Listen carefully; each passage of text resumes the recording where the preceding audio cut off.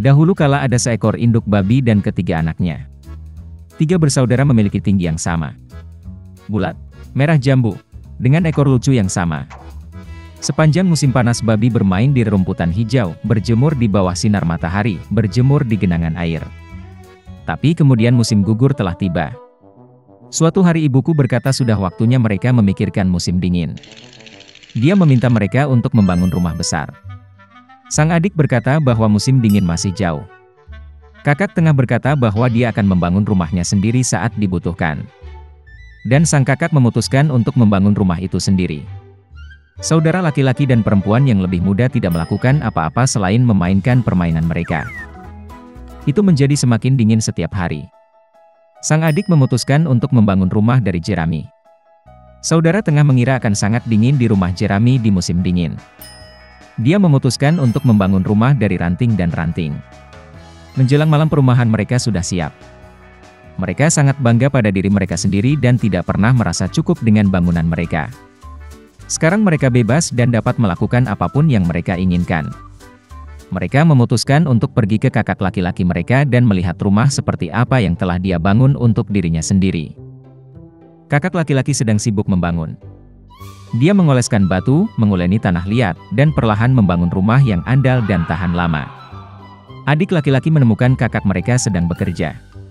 Mereka sangat terkejut dengan jenis benteng yang dia bangun. Kakak laki-laki itu dengan tenang terus bekerja. Adik-adik dan adik tengah mulai bercanda dan menertawakan rumahnya. Mereka begitu geli sehingga jeritan mereka bergema jauh di halaman.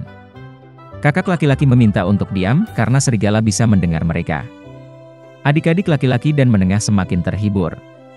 Mereka memutuskan bahwa kakak laki-laki itu hanya seorang pengecut. Dan kedua saudara pemberani itu pergi berjalan-jalan. Dalam perjalanan, mereka bernyanyi dan menari, dan ketika mereka memasuki hutan, mereka membuat begitu banyak suara sehingga mereka membangunkan serigala yang sedang tidur di bawah pohon pinus. Serigala yang tidak puas dan lapar pergi ke tempat di mana jeritan dua babi bodoh itu datang. Saudara-saudara berjalan dengan riang dan berbicara tentang betapa mudahnya mereka menangani serigala. Dan tiba-tiba mereka melihat serigala hidup yang nyata. Dia berdiri di belakang pohon besar. Dia memiliki mata yang sangat jahat dan mulut bergigi besar. Saudara-saudara begitu ketakutan sehingga ekor mereka yang kurus gemetar dengan halus.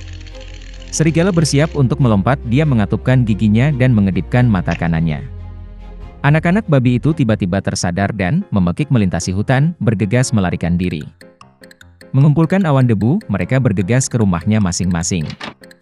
Adik laki-laki itu berlari ke gubuknya yang beratap jerami dan membanting pintu di depan serigala.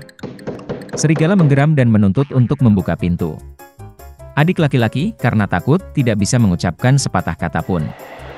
Kemudian serigala mulai bertiup. Atap ringan segera terbang dari gubuk jerami. Serigala itu menarik napas dalam-dalam dan meniup untuk kedua kalinya, dan rumah jerami itu terbang ke segala arah. Serigala itu senang, mematahkan giginya dan menerkam adik laki-lakinya. Tapi babi itu dengan cekatan mengelak dan lari. Dia lari ke rumah saudara tengah. Saudara-saudara berhasil mengunci diri dan saling memandang dengan cemas. Serigala itu marah dan mulai meniup. Rumah itu agak miring. Serigala itu meniup sedetik, lalu ketiga, lalu keempat kali. Tapi rumah itu masih berdiri. Serigala menarik napas dalam-dalam dan meniup untuk kelima kalinya. Rumah itu berguncang dan hancur berantakan. Hanya satu pintu yang berdiri selama beberapa waktu di tengah reruntuhan. Dengan ngeri, anak-anak babi itu bergegas ke rumah kakak laki-laki mereka. Serigala itu mengejar mereka. Dia yakin kali ini babi tidak akan lari darinya. Anak-anak babi dengan cepat berlari melewati pohon apel besar bahkan tanpa memukulnya. Dan serigala tidak sempat berbalik dan menabrak pohon apel yang menutupinya dengan apel. Satu apel keras menghantamnya di antara kedua matanya. Sebuah benjolan besar melonjak di dahi serigala. Pada saat ini, adik laki-laki dan tengah berhasil lari ke rumah kakak laki-laki mereka dan mengunci pintu. Serigala berlari ke pintu, menggeram dan menuntut untuk membuka pintu. Adik-adiknya sangat ketakutan dan tidak bisa membalasnya. Dan kakak laki-laki itu tahu bahwa dia dan saudara-saudaranya tidak perlu takut di rumah batu yang kokoh. Kemudian serigala menghirup lebih banyak udara dan meniup secepat yang dia bisa. Tapi tidak peduli seberapa banyak itu meledak, tidak ada satu batu pun yang bergerak. Dan kemudian dia melihat ke atas dan melihat cerobong asap besar dan lebar di atap. Dia dengan hati-hati naik ke atap dan mulai turun dari pipa. Babi mendengar suara gemerisik. Kakak laki-laki itu segera menebak apa yang terjadi. Dia segera bergegas ke kuali, tempat air mendidih, dan membuka tutupnya. Serigala itu turun dari pipa dan langsung jatuh ke dalam kuali. Matanya membelalak ke dahinya. Serigala yang tersiram air panas terbang dengan raungan liar, dan bergegas ke hutan. Dan ketiga babi kecil itu menjaganya dan senang karena mereka dengan cerdik telah memberi pelajaran kepada perampok jahat itu.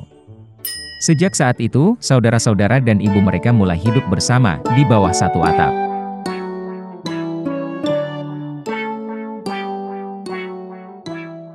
Pada malam Natal, Fritz dan Mary sangat ingin membongkar kado mereka. Tiba-tiba, ada ketukan di pintu. Itu adalah paman mereka dengan banyak hadiah di tangannya. Anak-anak sangat senang melihatnya. Kemudian mereka mulai membongkar kado. Mary mendapatkan boneka mewah, piring mainan, dan gaun sutra yang indah. Fritz juga mendapatkan apa yang diinginkannya, kuda yang luar biasa dan raja tikus. Mary memperhatikan bahwa ada seorang tentara di bawah pohon. Itu adalah Nutcracker yang dirancang untuk mengunyah kacang keras dengan rapi. Gadis itu sangat menyukainya. Tetapi Fritz mengatakan itu adalah hadiahnya dan mencoba mengambilnya dari saudara perempuannya. Anak-anak meregangkan Nutcracker sejauh-jauhnya hingga lengannya robek. Mainan yang rusak itu tidak lagi dibutuhkan oleh bocah itu. Mary sangat kesal dan menangis. Tetapi paman saya berhasil memperbaiki prajurit itu. Gadis itu senang dan memeluknya dengan lembut. Hari itu sangat sibuk, jadi dia segera lelah dan tertidur tepat di bawah pohon. Selama tidurnya, Mary mendengar suara aneh. Mereka seperti tikus. Gadis itu membuka matanya. Benda-benda di rumah itu tampak jauh lebih besar dari yang sebenarnya. Dan pohon tempat dia tertidur menjadi sangat besar. Mary menyadari bahwa bukan objeknya yang bertambah, tetapi dia yang mengalami penurunan. Tiba-tiba, Raja Tikus dengan pasukannya muncul di depan mata gadis yang tercengang itu. Mary sangat ketakutan dan ingin melarikan diri. Tapi tikus raksasa menghentikannya.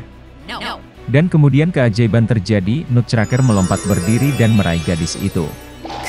Mereka langsung memanjat pohon kera buku, dan di sepanjang pohon itu sampai ke mainan Fritz. Ada banyak sekali koleksi prajurit timah. Nutcracker meminta bantuan. Para prajurit segera melompat berdiri dan mengejarnya. Nutcracker mengambil alih komando pasukan, dan para prajurit mulai melawan pasukan Raja Tikus.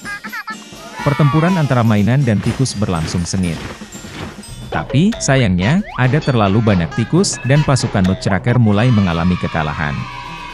Mary melihat ini dan lari dari tempat persembunyiannya. Dia melemparkan sepatunya ke Raja Tikus dan memukulnya tepat di kepala, dan dia jatuh ke lantai tak sadarkan diri. Tikus lainnya menyadari bahwa pertempuran itu kalah, dan lari ke segala arah.